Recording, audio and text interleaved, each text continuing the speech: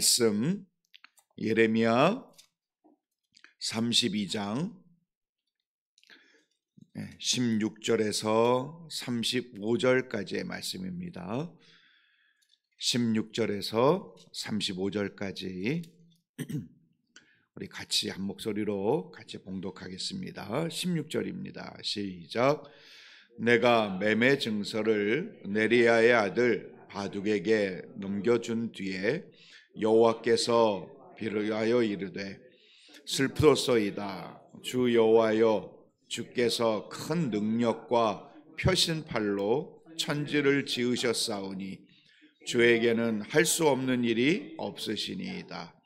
주는 은혜를 천만인에게 베푸시며 아버지의 죄악을 그 후손의 품에 갚으시오니 크고 능력 있으신 하나님이시오 이름은 만군의 여호와이시니이다.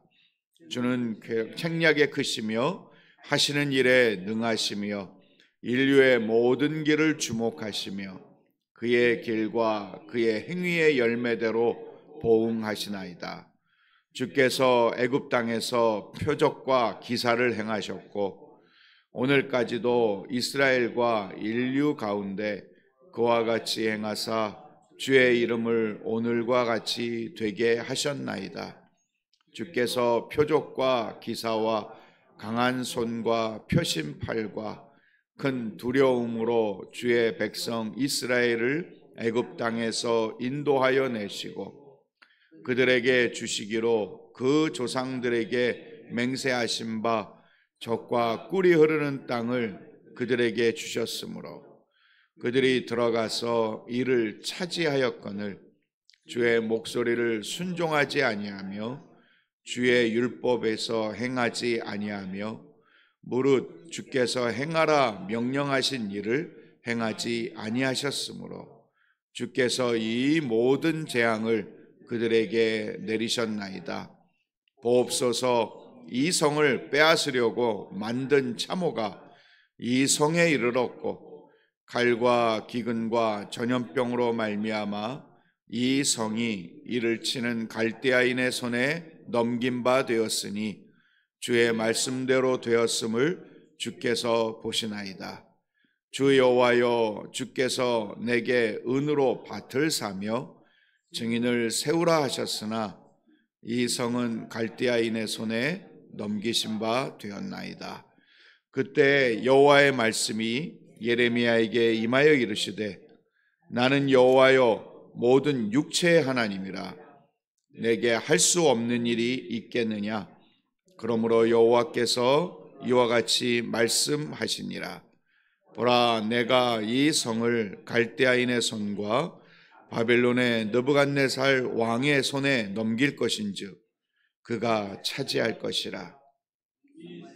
지는 갈대아인이 와서 이 성읍에 불을 놓아 성과 집 곧 그 지붕에서 바알에게 분향하며 다른 신들에게 전제를 드려 나를 경노하게 한 집들을 사르리니 이는 이스라엘 자손과 유다 자손이 예로부터 내 눈앞에 악을 행하였을 뿐 아니라 이스라엘 자손은 그의 손으로 만든 것을 가지고 나를 경노하게 한 것뿐이 아니라 여호와의 말씀이니라.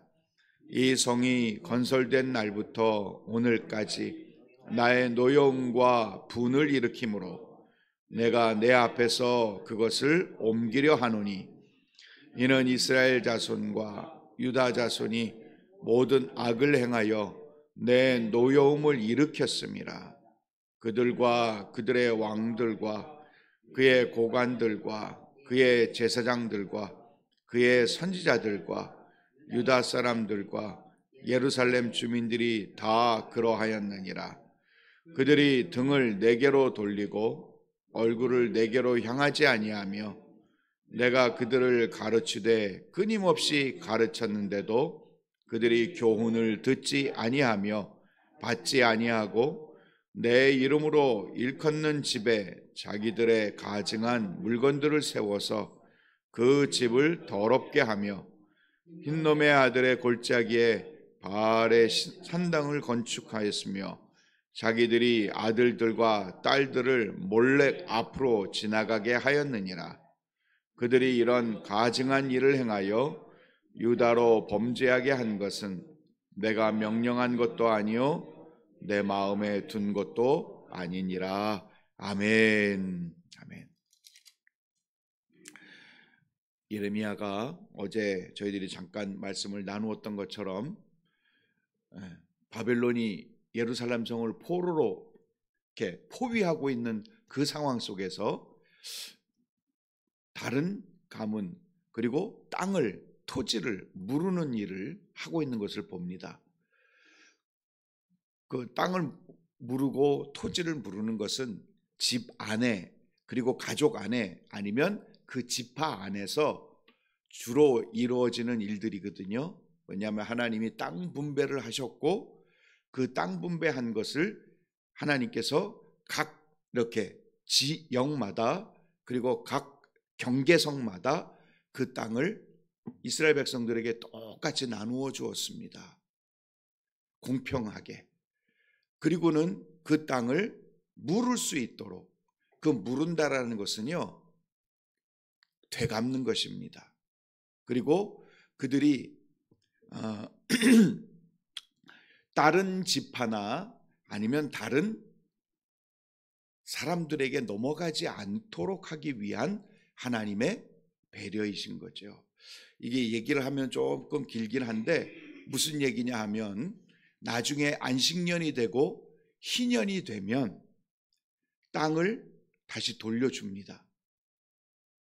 이스라엘 백성들에게는 그래서 희년이 되면 그들이 땅을 어떻게 하다가 차지하고 아니면 땅을 좀 더 넓혔던 사람들이 다시 원위치가 되는 거예요. 가령 예를 들면 이런 겁니다. 갑자기 집안에 무슨 일이 생겼습니다. 아버님이 힘들고 아니면 자녀가 아프고 아니면 자녀가 대학을 가거나 아니면 어떤 일을 하는데 갑작스러운 목돈이 필요하고 크게 쓸 일이 필요한 거지요. 그래서 할 수 없이 땅을 팔고 다른 사람에게 그 땅을 맡기고 자기는 소장농이 되는 거죠.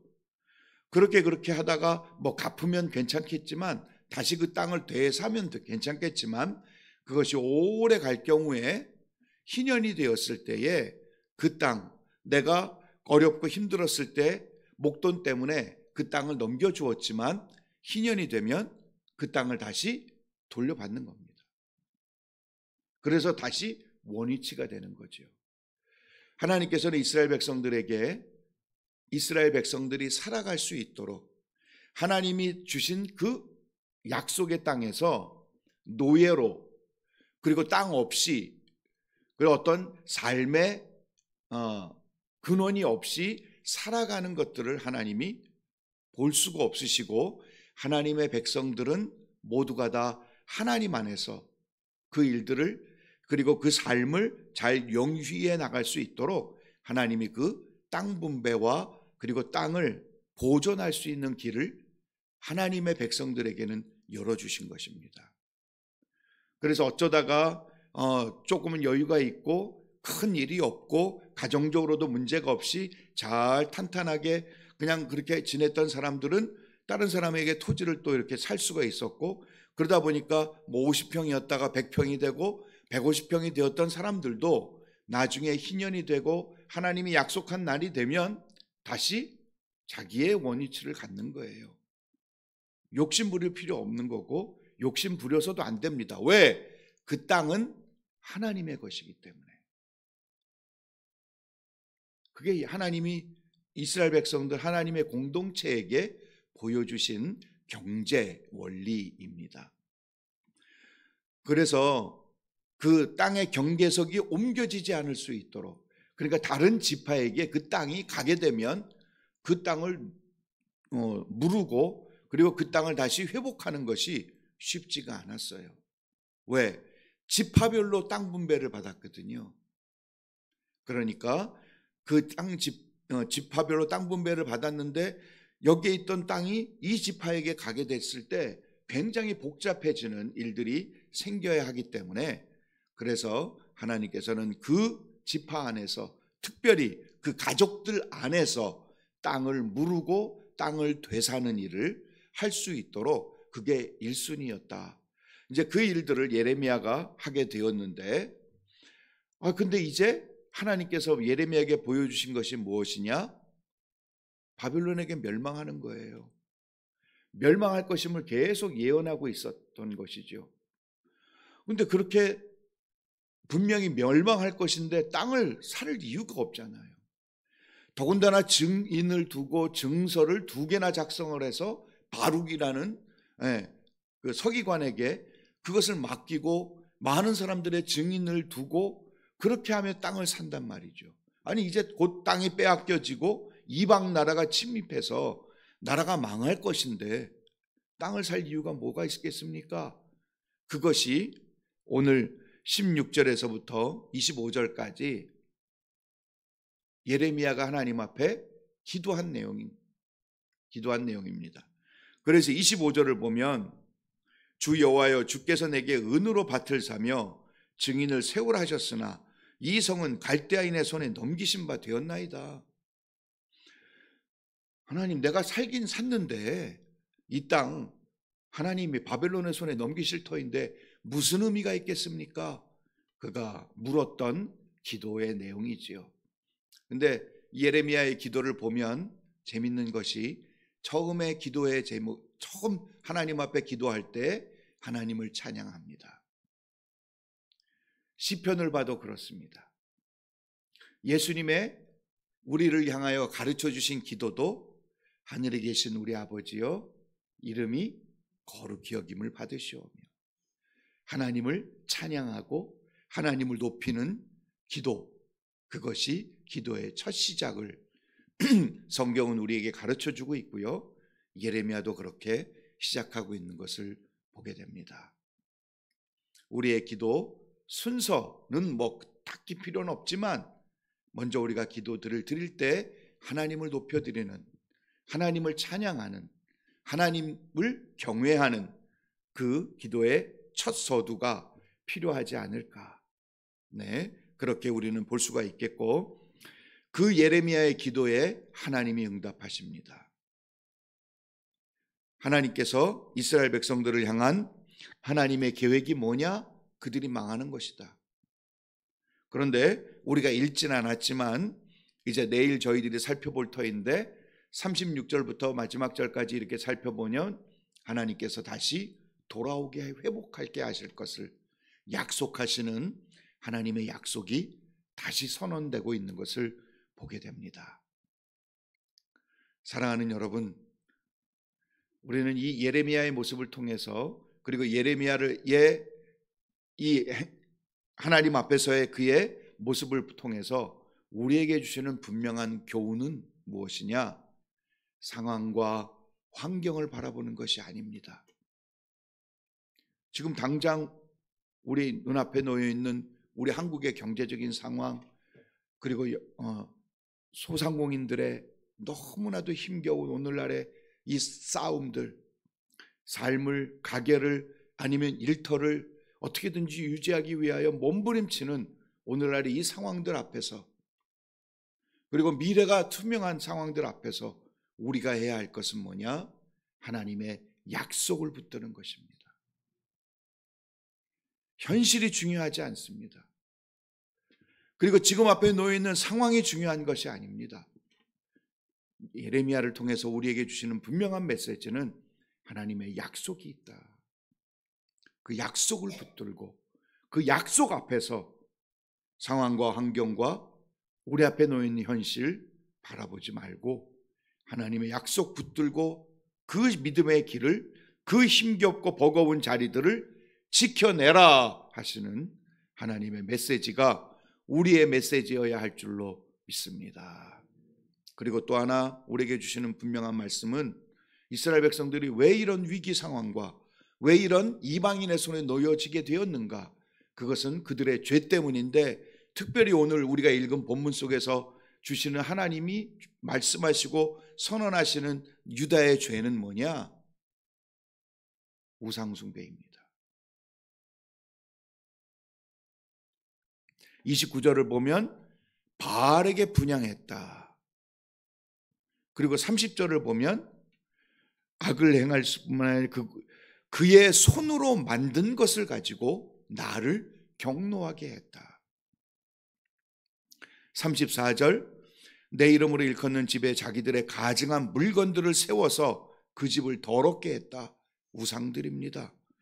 35절, 흰놈의 아들의 골짜기에 바알의 신당을 건축하였으며 자기들의 아들들과 딸들을 몰래 앞으로 지나가게 하였을 만큼 이방신들에게 얼마나 열성적이었는지 모릅니다.